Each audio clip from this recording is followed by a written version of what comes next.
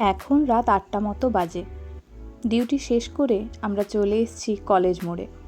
বেশ অনেক দিন ধরেই ইচ্ছে করছিল বাঁকুড়ার কলেজ মোড়ের কাছে যে ইয়ো পিৎজা দোকানটি আছে সেখান থেকে পিৎজাটা ট্রাই করার। এখানে বিভিন্ন ভ্যারাইটিসের পিৎজা পাওয়া যায়, ভেজ, তন্দুরি, পনির, চিকেন, চিজ, কর্ন, আরও অনেক রকম।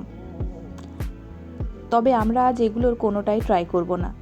আমরা আজকে এখান থেকে নেব একটা স্পেশাল কুল্লার পিৎজা, যার দাম ওই 100 টাকার মতো। ছোট্ট একটা মাটির ভাঁড়ের মধ্যে পিৎজাটি বানানো হয়।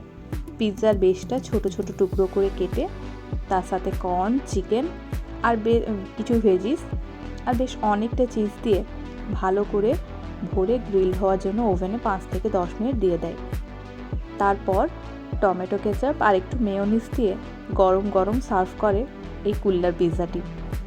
এই দোকানটি বাঁকুড়া খ্রিস্টান কলেজের ওই মাঠটির ঠিক পিছন দিকে কলেজ মোড় থেকে বাঁকুড়া চানমারিডাঙ্গা যাওয়ার রাস্তাটির মধ্যে পড়ে।